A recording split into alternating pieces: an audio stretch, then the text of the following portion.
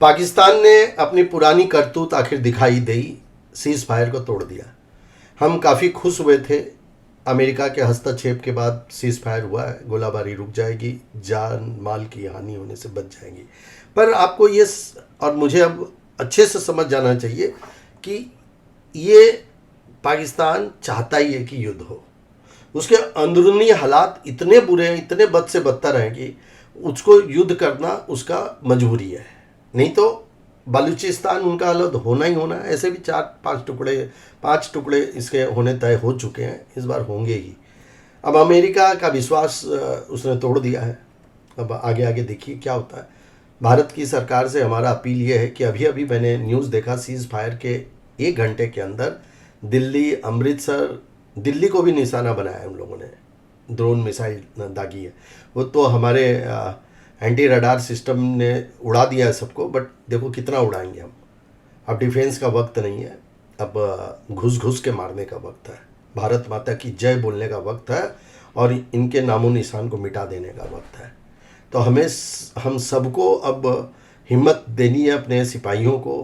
कोई seize fire पे अब हमें विश्वास नहीं करना, चाहे कितना ही अब ये कल सीज़ फायर ये लोग कर ले, हो सकता कल करेंगे, देख लेना, कल सीज़ फायर करेंगे, लेकिन इसका कोई मतलब नहीं है। क्योंकि पाकिस्तान समझ चुका है कि उसके पास अब एक ही विकल्प है। वहाँ के जो भी आला कमान है उनको पता है कि या तो वो आउट हो जाएंगे। वहाँ का इतिहास रहा है कि पकड़ पकड़ के जेल में डालने का, चाहे वहाँ का प्रधानमंत्री हो, चाहे सेना का प्रमुख हो, ये उनके पुराने इतिहास है। अब जो कंडीशन बनी हुई है, इमरान खान जेल में और अभी जो आला कमान वहाँ बैठे हुए हैं, चाहे सेना के प्रमुख हो, चाहे वजीर आजम हो वहाँ के, इनका जेल में जाने का वक्त आ गया है। तो ये अंदर का बहुत बड़ा इनका कलह है। तो अब ये कलह को बचाने का एक ही रास्ता है कि युद्ध कर लो भैया, झमेले में डाल दो सारी दुनिया को, भारत के साथ युद्ध को इतना बढ़ा दो कि सिंपैथी मिले। ऐसे भी इनको IMF की तरफ से काफ़ी $1 बिलियन मिल चुका है। तो वही अब ये लोग तो मानने वाले नहीं है, तो हमें अब किस बात का इंतज़ार। बोलो भारत माता की जय, वंदे मातरम, घुसो और रात में इनको उड़ा डालो। रही बात शेयर बाज़ार की, तो अब गैप अप गैप डाउन जो हो जाए, माँ तुझे सलाम। अभी शेयर बाज़ार के गैप अप और गैप डाउन पे बात करने का वक्त नहीं है। अब वक्त है माँ को सलाम करने का, माँ तुझे सलाम। और इन आतंकवादियों को घुस घुस के मारो। और ये पूरे आतंकवादी है, ये पूरी की पूरी कंट्री जिसका नाम है पाकिस्तान, ये पूरा आतंकवाद की फैक्ट्री है।